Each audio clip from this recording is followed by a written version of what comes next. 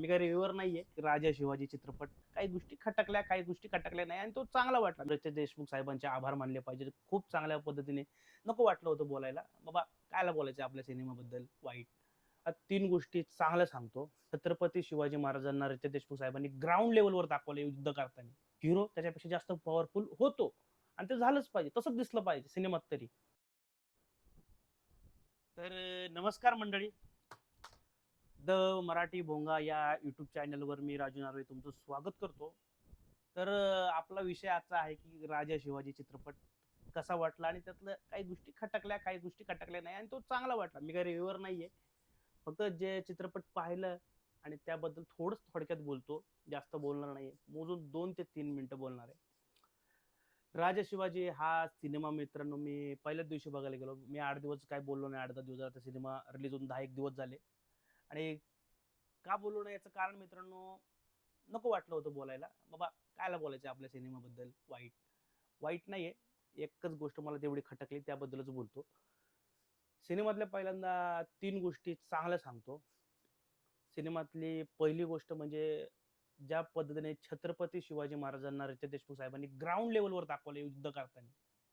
खरंच त्याबद्दल रितेश देशमुख साहेबांचे आभार मानले पाहिजे. खूप चांगल्या पद्धतीने त्यांनी छत्रपती शिवाजी महाराज दाखवले. याआधी छत्रपती शिवाजी महाराज त्यांनी दाखवले होते म्हणजे इतर दिग्दर्शकांनी, पण जेवढ्या पद्धतीने दाखवायला पाहिजे होते त्यांनी दाखवले नव्हते आणि या सिनेमात त्यांनी दाखवले युद्ध पातळीवर ते ग्राउंड लेवलला युद्ध करताना. खरंच त्याबद्दल रितेश देशमुख साहेबांचे मनापासून आभार. दुसरी गोष्ट त्यांची मला ही आवडली, अभिषेक बच्चन यांचं पात्र म्हणजे आपले शिवाजी राजांचे थोरले बंधू संभाजी राजे त्यांच्याबद्दल जेवढं सीन दाखवलंय ना खूप चांगलं. आणि अभिषेक बच्चन साहेबांनी सुद्धा खूप छान काम केलं. खूप आवडलं. भारी काम केलं.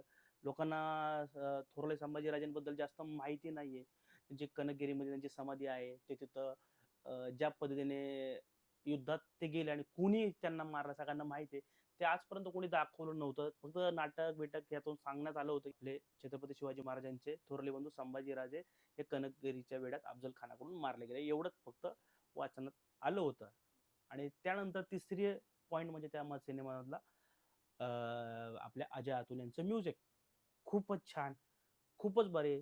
त्या सिनेमातनं अजय अतुलचं म्युझिक काढलं तर 50% सिनेमा उरतो. 50% म्युझिकने खूप चांगल्या पद्धतीने काम केलं आणि छान काम केलेलं आहे आणि चांगलं झालेलं आहे.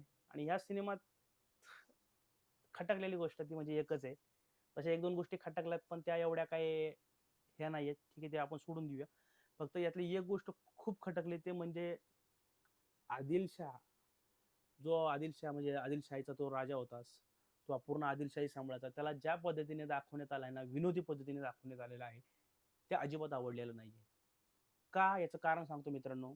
आदिलशाही त्यांचा राजा होता सगळ्यांनाच माहिती आहे. तो असा बावळट दाखवलाय.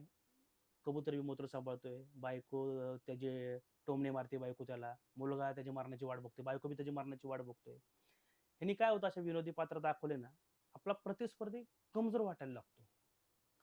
म्हणजे छत्रपती शिवाजी महाराज असल्या दुबळ्या लोकांसोबत युद्ध करत होते असं वाटतं ते बघताय. जेवढा विलन पॉवरफुल असतो ना, तेवढा हिरो त्याच्यापेक्षा जास्त पॉवरफुल होतो आणि ते झालंच पाहिजे. तसंच दिसलं पाहिजे सिनेमात तरी. आणि ते होते, पॉवरफुल होते. आणि अरे तो राजा आहे तिथला आदिलशाहीचा. त्याच्या सांगण्यावरून छत्रपती शहाजी राजांना अटक केली होती अफजल खानाने. त्याच्या सांगण्यावरून अफजल खानाने संभाजीराजांना, थोरले संभाजीराजांना मारलं होतं कनकगिरीच्या वेळात. त्याच्याच सांगण्यावरून या गोष्टी घडल्यात ना. अचानक कुठनं घडल्या नाही. अफजल खान हा आदिलशाहीचा नोकर होता. याच्याच सांगण्यावरून झालंय ना. त्याला एवढा बावळट दाखवला विनोद झाले. तो मरतो काय, अटॅक येतो काय, परत जिवंत होतो काय, वर त्याची बायको मुलगा त्याची मराठी वाट बघतो काय, तो ताश त्याच्या डोक्यावर घालतोय काय, अरे काय नाही. या गोष्टी नाही चांगल्या झालेल्या आहेत सिनेमात. आणि या आधी पण नाटकात बिटकात दाखवतात बाबा असं विनोदी पद्धतीने विलन दाखवण्याचा प्रयत्न करतात. नाही दाखवला पाहिजे. छावा या सिनेमात सुद्धा अक्षय खन्नाला काही सीन मध्ये विनोदी दाखवण्याचा प्रयत्न केलाय. का? औरंगजेब यार तो हरामखोर माणूस आहे. तो क्रूर होता. त्याला ज्या पद्धतीने तुम्ही दाखवायला पाहिजे त्याच पद्धतीने दाखवा. नाहीतर अवघड होतं. अक्षय खानाच्या सीनला आपल्याला हसायला आले. किंवा आदिलशाही तो असा पडतो खाली उत्ताना पडतो. आपल्याला हसायला आलं. सगळी पब्लिक हसत होतं त्या सीनला. हसलं नाही पाहिजे अशा सीनला. ही क्रूर लोक होती. क्रूर लोक होती.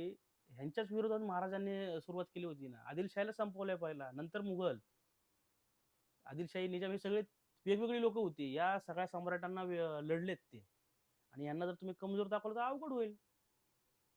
बाकी काय नाही मित्रांनो, एवढंच होतं आणि मला हेच गोष्ट खटकली. बाकी पूर्ण सिनेमा आहे. तेवढी तुम्ही एखादी गोष्ट इग्नोर करा आणि हा सिनेमा बघा आणि सिनेमाबद्दल चांगलंच बोला. खूप चांगला सिनेमा आहे. हे माझ्या मनातलं, हा रिव्ह्यू नाहीये. मला जे वाटलं ते मी बोलतो. तुम्हाला कसं वाटतंय हे तुम्ही सोशल मीडियावर तुम्ही बोलू शकता. अभिव्यक्ती स्वातंत्र्य सगळ्यांनाच आहे. तुम्ही बोला आणि काय सांगा वाटतं तुम्हाला सांगा. धन्यवाद मित्रांनो. अशाच एका व्हिडिओमध्ये पुढच्या वेळेस भेटूया. तोपर्यंत हा व्हिडिओ बघा, लाईक करा, शेअर करा, कमेंट करा. The Marathi Bhonga. Bye bye.